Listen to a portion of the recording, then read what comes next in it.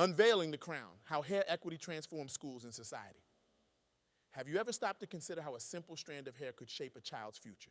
Today, we're diving deep into a topic that's often overlooked but profoundly impacts millions of students every single day. I'm thrilled to share with you the groundbreaking insights I've gained from an extraordinary interview with Gervasia Archer, a visionary educator and advocate who's revolutionizing the way we think about inclusivity in our schools.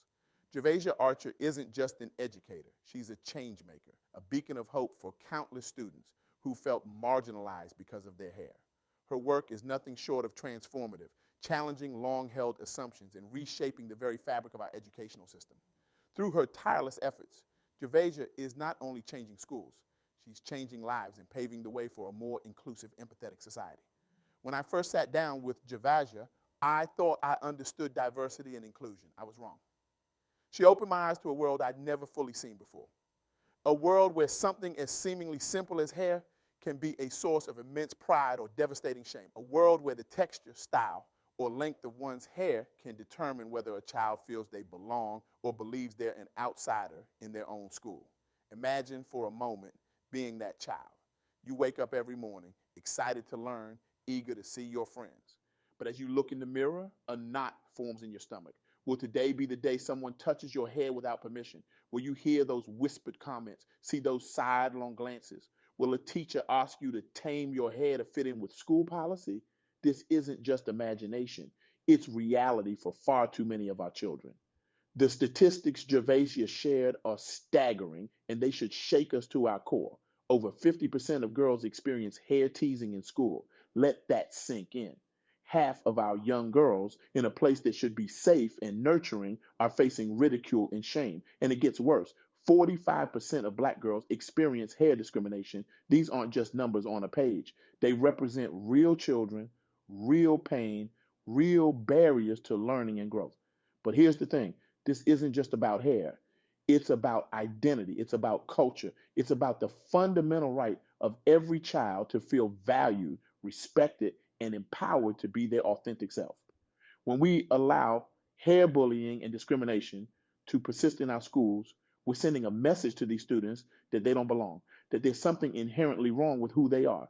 The consequences of this message are far reaching and devastating. Gervasia explained how hair based bullying and discrimination can lead to anxiety, depression, and a host of other mental health challenges.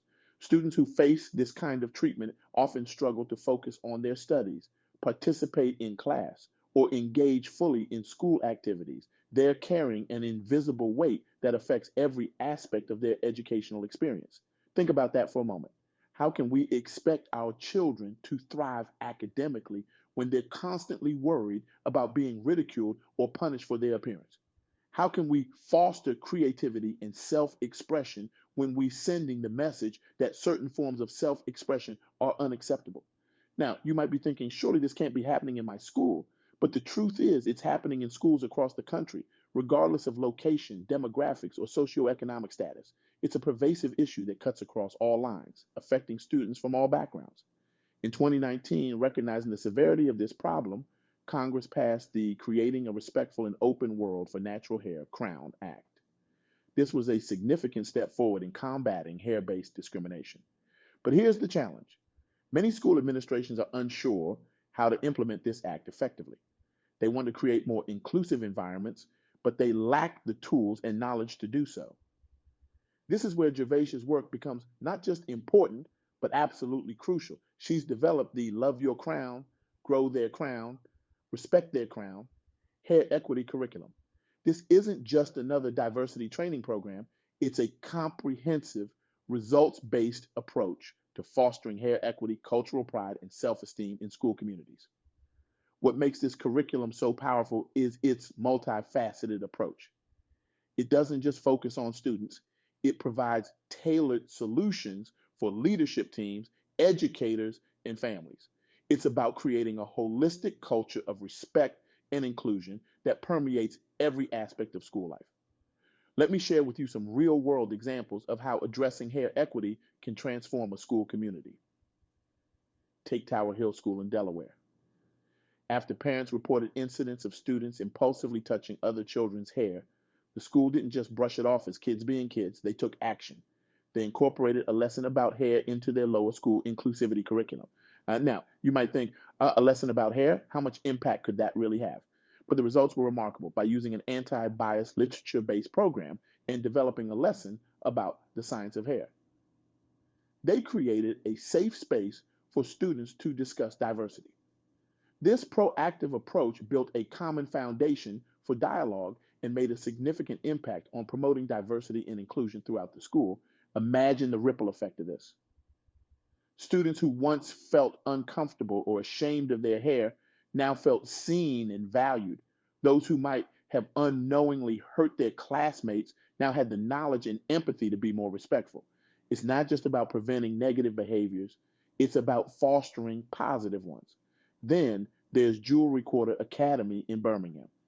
They took a bold step by adopting the Halo Code, committing to hair equality in their school. This wasn't just about changing rules, it was about changing mindsets. The school consulted with stakeholders to understand the implications of the language used in their policies and made changes to promote inclusivity. Think about the message this sends to students. It says, we see you, we value you. Your identity is not just accepted here, it's celebrated. The result, an environment of inclusion and respect for all students. Can you imagine the impact on a child's self-esteem, their sense of belonging, their ability to focus on learning when they know they're truly accepted for who they are? But perhaps the most inspiring example comes from the school at Columbia University. They implemented the Love Your Hair curriculum, which goes beyond just addressing discrimination. It explores African hair history, self-affirmation, cultural pride, and even practical hair care skills. At the same time, it tackles microaggressions and bullying head on. What's remarkable about this program is how it addresses multiple challenges simultaneously. It's not just about preventing bullying, it's about building self-esteem, fostering cultural pride, and creating a truly inclusive community. The outcomes were transformative, creating lasting cultural changes that built stronger, more supportive learning spaces. Imagine a classroom where students not only respect each other's differences, but celebrate them, where learning about different hair types and styles becomes a gateway to understanding different cultures and histories, where students feel empowered to express their identity and stand up against discrimination. This isn't just a dream, it's becoming a reality in schools that have embraced hair equity. These examples demonstrate a crucial point. When we address hair equity, we're not just solving one isolated problem, we're creating a ripple effect that transforms the entire school culture. We're saying to every student, you belong here, you are valued here. Your uniqueness is not just accepted, it's celebrated. Now, I know what some of you might be thinking. This all sounds great, but my school doesn't have these issues. We're already inclusive. But here's the thing. Hair equity isn't just about addressing obvious discrimination. It's about creating an environment where every student feels truly seen, valued, and respected. Even in schools where overt discrimination isn't an issue, there can be subtle biases and microaggressions that impact students' sense of belonging. It might be a well-meaning comment about someone's hair being exotic or different. It might be uniform policies that unintentionally discriminate against certain hair types. These seemingly small things can have a big impact on a student's self-esteem and academic performance. This is why Gervasia's work is so important. Her curriculum isn't just about preventing negative behaviors, it's about promoting positive ones. It's about educating students, teachers, and administrators about the rich diversity of hair types and styles. It's about celebrating that diversity and using it as a springboard to discuss broader issues of culture, identity, and inclusion. But here's the most powerful part of Gervasia's message. This isn't just about changing schools, it's about changing society. When we teach our young people to respect and celebrate diversity in all its forms, including hair, we're shaping the next generation of leaders, thinkers, and citizens. We're creating a more inclusive, empathetic, and understanding world. As I listened to Gervasia speak, I couldn't help but feel a sense of hope and excitement. Yes, the challenges are significant. Yes, there's still a lot of work to be done.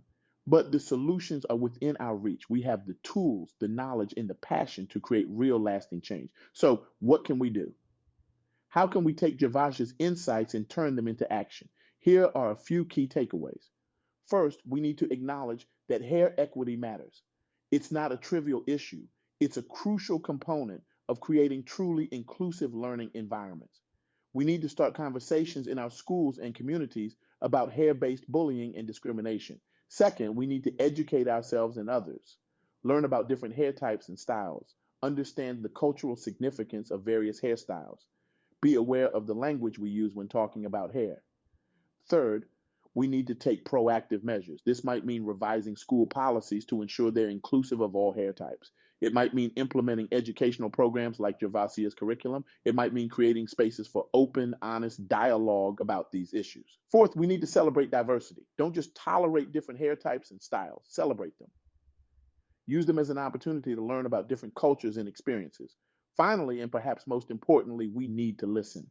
Listen to the experiences of students who have faced hair based bullying or discrimination. Listen to their needs, their concerns, and their ideas for creating more inclusive environments. As we come to the end of our time together, I want to leave you with a challenge that I hope will resonate in your hearts and minds long after you leave this room. A challenge that has the power to transform not just our schools, but our entire society. I challenge you to become champions of hair equity in your communities. This isn't just about hair. It's about human dignity, respect, and the fundamental right of every individual to be their authentic self without fear of ridicule or discrimination. Ask yourself, what can I do today to make a difference? If you're an educator, can you advocate for hair equity policies in your school? If you're a parent, can you start conversations about hair diversity and respect at home? If you're a student, can you stand up for classmates who face hair-based bullying? But don't stop there. Look beyond your immediate circle. How can you spread this message of inclusivity and respect to your broader community? Can you organize workshops on hair diversity? Can you challenge discriminatory policies in local businesses or organizations? Can you use your social media platforms to educate others about hair equity? Remember, every great movement starts with individuals who refuse to accept the status quo. You have the power to be that catalyst for change. Your actions, no matter how small they may seem, can create ripples that turn into waves of transformation. Imagine a world where no child feels ashamed of their hair, a world where diversity is not just tolerated, but celebrated, a world where everyone feels they belong regardless of the texture, style, or length of their hair. That world is possible, but it requires each of us to take action.